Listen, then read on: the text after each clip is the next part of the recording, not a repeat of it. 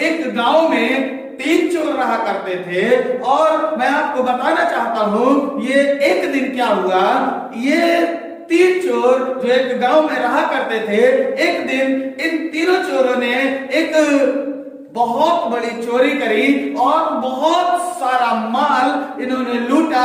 और लूट कर क्या हुए, एक दिन जब इन्होंने इस माल को लूट लिया और लूटने के बाद उस सारे माल को लेकर ये जंगल की ओर भाग गए हुए। और क्या हुआ, जब ये तीनों चोर जंगल में थे तो इन्हें बड़ी जोर से भूख लगने लगी। और जब इन तीनों चोरों को जोर से भूख लगने लगी तब ये चोर आपस में बातचीत करने लगे। एक ने बोला तू कुछ बाहर जा और देख कुछ खाने के लिए मिल जाए। दूसरा बोला नहीं तू जा बाहर जा देख कुछ खाने के लिए मिल जाए। तीसरा बोला कि नहीं तू जा और जाकर देख कुछ बाहर जाकर खाने के लिए मिल जाए। लेकिन जो पहले वाला चोर था उसने बोला कि ठीक है मैं बाहर जाता हूँ और जाकर कुछ खाने का इंतजाम करता हूँ। और पहले वाला चोर उस खाने का इंतजाम करने के लिए, अपने भोजन के लिए वो बाहर निकल पड़ा। और मेरे प्रिय भाइयों बहनों, मैं बताना चाहता हूँ उस पहले वाले चोर ने बोला कि ऐसा है, उन तीनों में आपस में बातचीत हुई। उन्होंने सोचा, दूसरे वाले ने बोला ठीक है हम दोनों लोग यहाँ पर रुकते हैं और इस जंगल में इस माल की हम लोग रखवाली करते हैं। लेकिन क्या हुआ, पहले वाला चोर भोजन के लिए एक होटल में गया। जब एक वो होटल में जाता है और वहां पर जाकर क्या देखता है, उसको भूख बड़ी जोर से लगी होती है और वो जाता है और जाकर होटल में खूब पेट भर के वो भोजन को करता है। जब भोजन कर ही रहा होता है तब उसके मन में एक विचार चलता है, तो अपने दिमाग में सोचता है, अपने मन में विचार करता है क्यों ना हम ऐसा करें उस भोजन में जहर मिला दें। मेरे प्रिय भाइयों बहनों, मैं बताना चाहता हूँ क्या करता है, उन दोनों के लिए भोजन पैक कराता है और उस भोजन में उन दोनों के लिए वो जहर मिला देता है। और वो सोचता है कि मैं जहर मिला दूंगा तो जब मैं जाऊंगा और जब वो लोग उस भोजन को खाएंगे तो वो मर जाएंगे। वाला चोर यही सोचता है कि मैं अकेला उस माल का हकदार हो जाऊंगा। मेरे प्रिय भाइयों बहनों, भोजन को लेकर उसमें जहर मिलाकर लेकर आता है। 2 चोर जो जंगल में उस माल की रखवाली कर रहे होते हैं वो भी आपस में बातचीत करते हैं,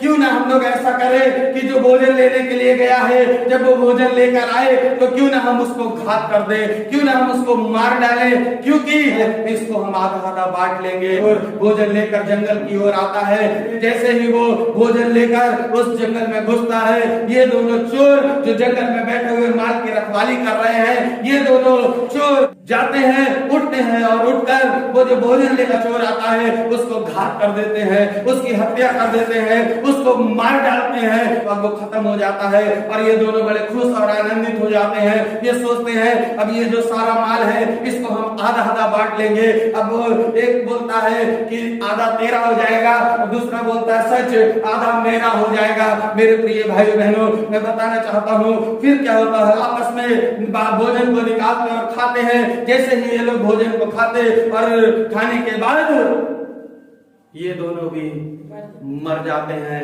हालेलुया हालेलुया, ये दोनों भी मर जाते हैं। और जब ये दोनों मर जाते हैं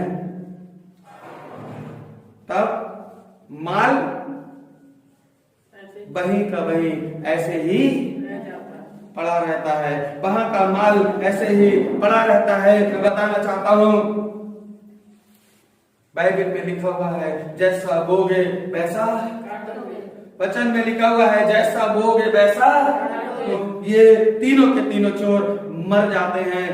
और वचन में यदि हम पढ़ेंगे व्यवस्था विवरण की पुस्तक उसका 5 अध्याय और उसकी 19 आयत, देखिए बाइबल क्या कह रही है।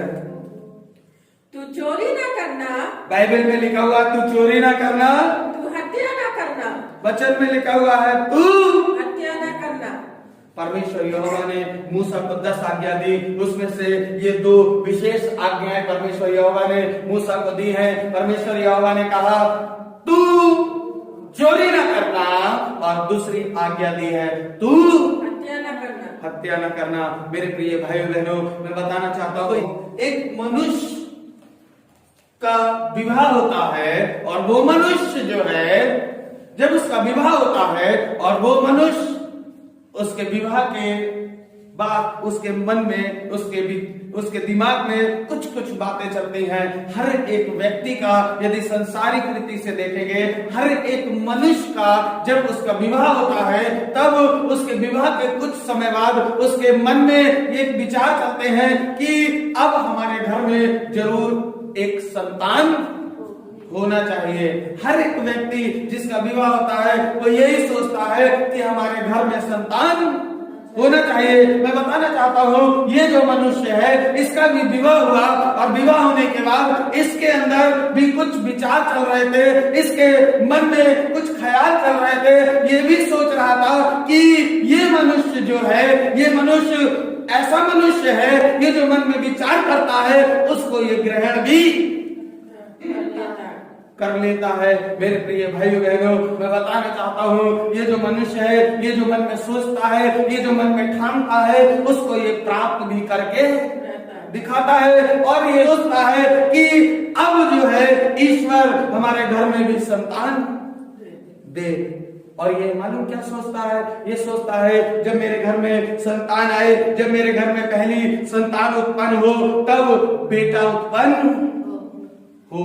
ये सोचता है जब मेरे घर में पहली संतान उत्पन्न हो तो बेटा उत्पन्न होना चाहिए। कई बार संसारिक रीति से बताओ, कई बार संसार के लोग, कई बार पारिवारिक लोग इन बातों को सोचते हैं कि जब पहली संतान उत्पन्न हो तो वो बेटा ही उत्पन्न होना चाहिए। कुछ समय के बाद ईश्वर परमेश्वर यहोवा क्या करता है? इसके घर में एक संतान उत्पन्न करता है। बाइबल में लिखा हुआ है इस प्रकार से, हत्या ना करना है। कुछ समय के बाद इसके घर में बेटी उत्पन्न होती है और जब कुछ समय के बाद इसके घर में बेटी उत्पन्न होती है बड़ा क्रोधित हो जाता है, बड़ा बेचैन होने लगता है, बड़ा इसके अंदर क्रोध भड़क उठता है और ये बड़ा आग और बबूला हो जाता है। ये अपने घर में से छुरा निकालता है और छुरा निकालकर अपनी उस बेटी को जो ईश्वर ने पहली बेटी दी थी उसको ये उस छुरे के द्वारा घात कर देता है। मेरे प्रिय भाइयों बहनों, मैं बताऊं ईश्वर स्वर्ग से मालूम क्या करता है? देख रहा होता है। परमेश्वर स्वर्ग से देख रहा होता है कि इसको मैंने अपने हाथों से बनाकर इसको संतान दी है। मेरे प्रिय भाई बहनों, इसी प्रकार से मैं बताना चाहता हूँ, ये अपनी बेटी को घात कर देता है, ये अपनी बेटी की हत्या कर देता है, क्योंकि इसने ठान रखा है कि इसके घर में पहली संतान जब आए तो बेटा ही आना चाहिए। मेरे प्रिय भाइयों बहनों, कुछ वर्ष और बीत जाते हैं, ये अपनी बेटी को हत्या कर देता है। कुछ वर्ष के बाद है कि अब की बार जरूर हमारे घर में बेटा उत्पन्न होगा। ये मनुष्य सोचता है अब की बार जरूर मेरे घर में बेटा उत्पन्न होगा।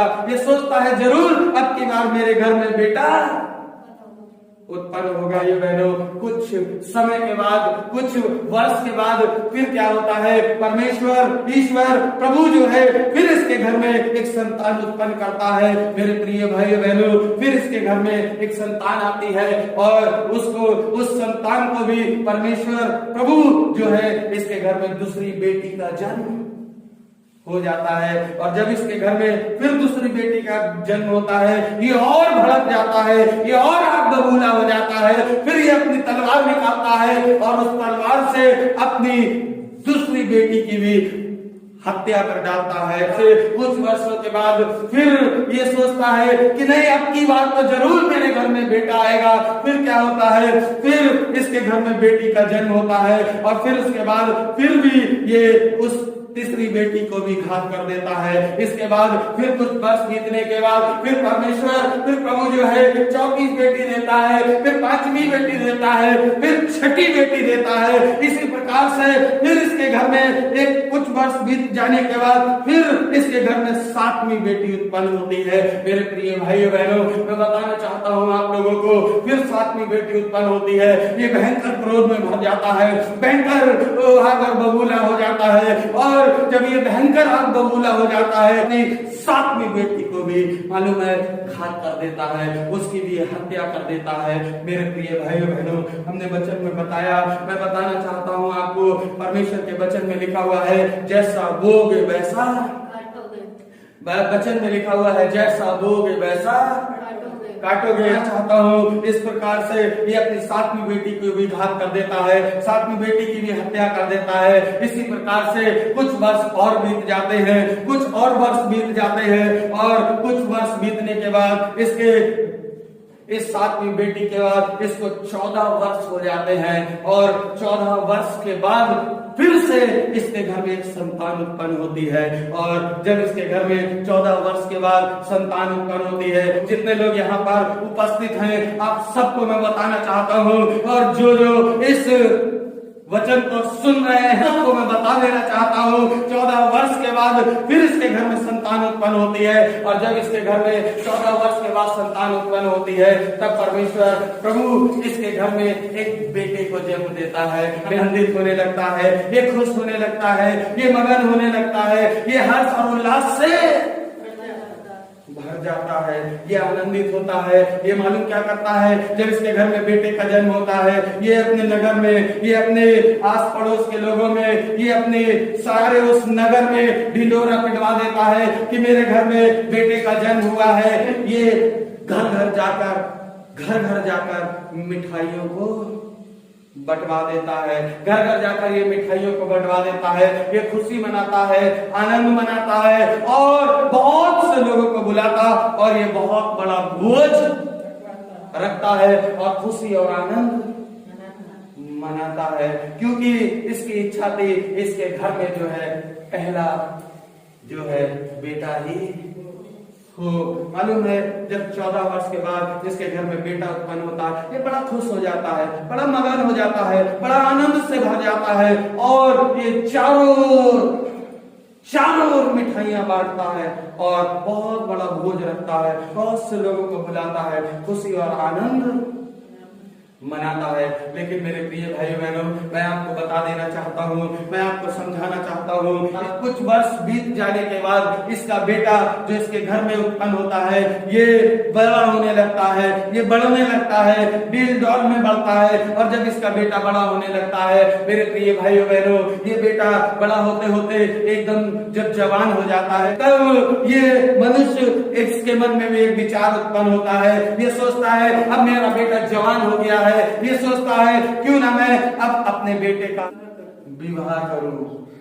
मालूम है मेरे प्रिय भाइयों बहनों, मैं बताना चाहता हूं आपको, ये सोचता है मैं अपने बेटे का विवाह करूं। इसके मन में ये विचार चलता है कि मैं अपने बेटे का विवाह करूं। तब मालूम ये अपने बेटे के लिए एक अच्छी स्त्री ढूंढना शुरू करता है, एक अच्छी स्त्री ढूंढना शुरू करता है, और ये अपने बेटे से इतना प्रेम करता है, जन्म से लेकर इसने अपने पुत्र की, अपने बेटे की कोई भी इच्छा को टाला। जो इसका बेटा इस मनुष्य से कहता है वो ये बाप जो है अपने पुत्र के लिए पूरा करता है। प्रिय भाइयों बहनों, जब ये एक अच्छी स्त्री ढूंढता है, शहर शहर जाता है और जाकर इसके लिए एक अच्छी स्त्री का बंदोबस्त करता है, अच्छी स्त्री ढूंढता है, और क्या होता है कुछ समय बाद इसको एक अच्छी स्त्री मिल जाती है, इसकी इच्छा के अनुसार इसको एक अच्छी स्त्री मिल जाती है अपने बेटे के लिए। क्या होता है जब इसको अच्छी स्त्री मिल जाती है, फिर ये अपने बेटे का उस स्त्री के साथ विवाह की तारीख रख देता है, विवाह करने की तारीख रख देता है। अपने बेटे की शादी के लिए ये उस स्त्री के साथ तारीख रख देता है। मेरे प्रिय भाइयों बहनों, मैं बताना चाहता हूँ कुछ समय के बाद, कुछ समय बीतने के बाद क्या करता है ये इसका बेटा, ये सोचता है मन में अब मैं अपने बेटे की ऐसी विवाह करूंगा, ये सोचता है अब मैं अपने बेटे का ऐसे भोज करूंगा, ये सोचता है अब मैं अपने बेटे के विवाह में इतने लोगों को लेकर जाऊंगा। ये मनुष्य सोचता है कि मैं अपने बेटे के लिए इस प्रकार से खुशियां और आनंद मनाऊंगा। लेकिन क्या होता है, मेरा बेटा आराम कर रहा होता है, अपने बेटे की विवाह में लगा रहता है, अपने विवाह की तैयारियों में लगा रहता है, और और जब इसका बेटा एक दिन दोपहर के समय अपने बिस्तर के ऊपर लेटा हुआ होता है, अपने बिछौने पर लेटा होता है, तब मेरे प्रिय भाई बहनों अचानक से इसके बेटे की जो पलंग पर लेटा होता है, अचानक से इसकी तबीयत खराब हो जाती। जब इसकी तबीयत खराब हो जाती है तब इसका पिता बड़ा निराश होने लगता है, बड़ा बेचैन होने लगता है। इसका पिता जाता है अपने बेटे को लेकर डॉक्टरों के पास लेकर जाता है, अच्छे से अच्छे डॉक्टर को दिखाता है, अच्छे से अच्छे डॉक्टर को दिखाने का प्रयास करता है और अपने बेटे को लेकर जाता है और ले जाकर ये अपने बेटे को भर्ती करा देता है। एक हॉस्पिटल में जाता है, वहां इसकी दवाइयां कराता है, उसका सारा प्रयास बेकार चला जाता है। फिर वो और अच्छे डॉक्टर के पास जाता है। मेरे प्रिय भाइयों बहनों, मैं बताना चाहता हूं किसी भी प्रकार से उसके बेटे को जरा सा भी रिलीफ नहीं मिलता है। मैं बताना चाहता हूं आपको फिर क्या होता है, इसके पास जितनी भी इसकी जमा पूंजी है, जितना भी इसके पास धन दौलत है, वो सारी की सारी एक डॉक्टर के पास लेकर जाता है। कहता है डॉक्टर मेरे बेटे को बचा लो। मेरे प्रिय भाइयों बहनों, इसका सारा धन जितनी भी जमा पूंजी होती है सब ये अपने बेटे के ऊपर लगा देता है, क्योंकि ये अपने बेटे से बड़ा प्रेम करता है। मेरे प्रिय भाइयों बहनों, मैं बताना चाहता हूँ इसका बेटा इतना बीमार हो जाता है, कुछ समय बाद इसकी सारी जमा पूंजी चली जाती है और इसके बेटे की मालूम है मृत्यु हो जाती है। और जब इसके बेटे की मृत्यु हो जाती है तब ये मनुष्य इसके बेटे का पिता घुटनों के बल गिर पड़ता है और बड़ा बेचैन हो जाता है। घुटनों के बल गिरता है, अपने बालों को नोचने लगता है, अपने कपड़ों को फाड़ने लगता है, सोचता है ये क्या हो गया, ये रोता और बेचैन होता है। और तब मालूम है ये कहता है ईश्वर ये तूने क्या करा, तूने एक पुत्र दिया था वो भी तूने ले लिया, तूने एक पुत्र दिया था वो भी तूने ले लिया। मेरे प्रिय भाइयों बहनों, मैं बताना चाहता हूं आप लोगों को इसका बेटा मर जाता है, इसके बेटे की मृत्यु हो जाती है और इसका पिता घुटनों पर कपड़े फाड़ रहा है, बड़ा निराश है, बड़ा परेशान और कहता है ईश्वर तूने क्या किया।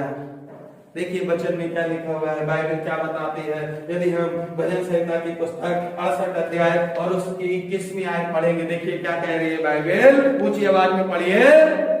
निश्चय परमेश्वर, बाइबल कह रही है निश्चय परमेश्वर अपने शत्रुओं के सिर पर, बाइबल क्या कह रही है, निश्चय परमेश्वर अपने शत्रुओं के सिर पर, अपने शत्रुओं के सिर पर, शत्रुओं के सिर पर, और जो अधर्म के मार्ग पर जो काय के मार्ग पर, अधर्म के मार्ग पर, काय के मार्ग पर, अधर्म के, जो अधर्म के मार्ग पर चलता रहता है, उसकी बाल भरी खोपड़ी, परमेश्वर यहोवा कह रहा है उसके बाल भरी खोपड़ी खोपड़ी पर मार के को मार मार कर उसे चूर करेगा, परमेश्वर यहोवा उसको चूर करेगा, परमेश्वर यहोवा उसको चूर करेगा, चूर कर देगा। Hallelujah hallelujah. यह धर्मी मनुष्य है, इसने अपनी बेटी को घात कर डाला। परमेश्वर ने इसके घर में 7 बेटियां दी थी, 7 बेटियों को घात कर दिया, उनकी हत्या कर डाली। और जब इसका बेटा खत्म हुआ, जब इसका बेटे की मृत्यु हो गई, परमेश्वर ने इसके बेटे को जिसे दिया था अपने पास बुला लिया। तब ये घुटनों के बल रोने लगा, अपने कपड़े फाड़ रहा है, अपने सर के बाल नोच रहा है। और मेरे प्रिय भाइयों बहनों, ये अपने आपा खो चुका है और इसके आंसू निकल रहे हैं, ये बड़ा बेचैन हो रहा है। ये कह रहा है ईश्वर ये तूने क्या किया। मेरे प्रिय भाइयों बहनों, मैं बताना चाहता हूँ तब परमेश्वर यहोवा स्वर्ग छोड़कर इस मनुष्य के पास आकर खड़ा हो जाता है। और जब इस मनुष्य के पास आकर परमेश्वर खड़ा होता है, परमेश्वर कहता क्यों रो रहा है, परमेश्वर पूछता है क्यों कपड़े फाड़ रहा है, क्यों सर के बाल नोच रहा है। मालूम है, कहता है ईश्वर ने एक पुत्र दिया था वो भी उसने ले लिया, ले लिया। मालूम है ईश्वर इससे क्या कहता है मेरे प्रिय भाइयों बहनों? परमेश्वर इससे कहता है तेरे घर में 7 बेटियां जब मैंने दी थी तब तूने तो उसको घात कर दिया, उसकी तो तूने। ईश्वर कहता है, परमेश्वर प्रभु कहता है, जब आता कहता क्यों रो रहा है? कह रहा है ईश्वर तूने इकलौता पुत्र दिया था वो भी तूने ले लिया। परमेश्वर कह रहा है तुझे अपने एक पुत्र दिखाई दे रहा है और मैंने जो अपने हाथों से बनाई थी, मैंने जो अपने हाथों से रची थी, तूने उन 7 को हत्या कर दी। तब मुझसे पूछ मैं कितना रोया हूं। मेरे प्रिय भाई बहनों, जब ये मनुष्य अपनी पहली बेटी को घात कर रहा था, परमेश्वर की आंखों में आंसू भरे हुए थे। जब ये अपनी दूसरी बेटी को घात कर रहा था, परमेश्वर रो रहा था। जब अपनी तीसरी बेटी को घात कर रहा था, परमेश्वर रो रहा था। जब इसने चौथी और 5वीं और 6ठी और जब 7वीं बेटी को अपनी घात करा, परमेश्वर यहोवा स्वर्ग में रो रहा था, उसकी आंखों से आंसू निकल रहे थे। परमेश्वर यहोवा मेरे प्रिय भाइयों बहनों बिलक बिलक के रो रहा था, क्योंकि परमेश्वर ने इन 7 बेटियों को अपने हाथों से बनाया था। परमेश्वर ने कहा देख मैंने 7 को अपने हाथों से बनाया था, तूने उन्हें घात कर दिया है। इस 8वें पुत्र को भी जो मैंने तुझे दिया है, इसे भी मैंने अपने हाथों से बनाया, इसीलिए इसको मैंने अपने पास।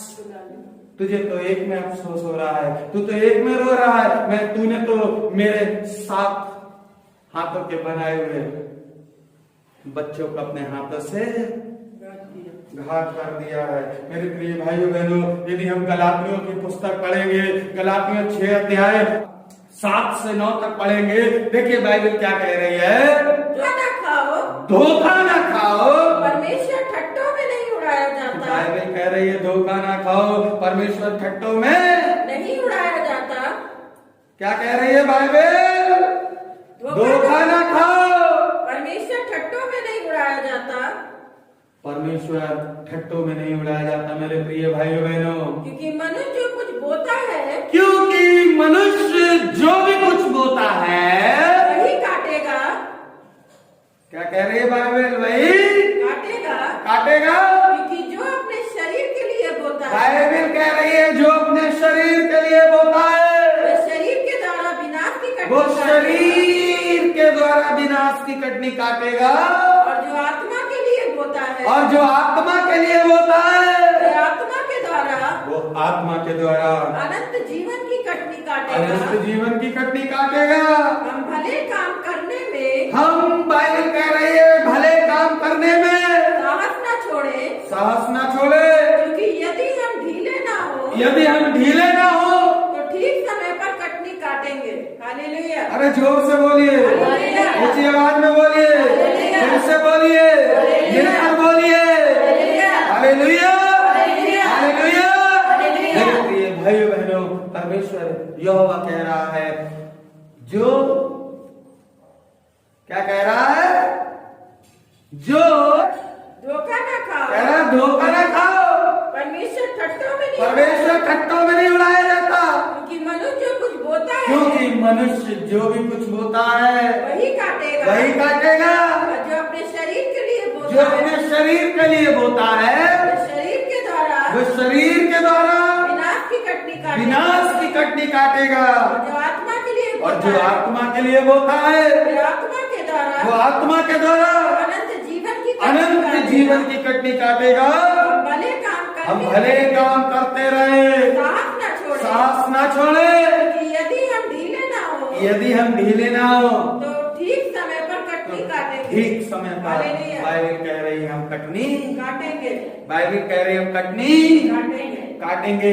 मेरे प्रिय भाइयों बहनों, मैं बताना चाहता हूँ, हम लोग सोचते हैं हम नीम का पेड़ लगाए और उसमें से आम तोड़ने पाए, सोचते हैं नीम का पेड़ लगाए और उसमें से आम, लेकिन बाइबल कह रही है जैसा बोगे वैसा, काटोगे, जैसा बोगे वैसा काटोगे। काटोगे। Hallelujah, hallelujah. हालेलुया। मेरे प्रिय भाइयों बहनों, परमेश्वर यहोवा आपको बड़ी आशीष दे। मैं यही बताना चाहता हूँ कि हमें जैसा हम बोएंगे वैसा हम काटने पाएंगे। पाएंगे। आमीन आमीन। आमीन। प्रभु आप बड़े आशीष दे।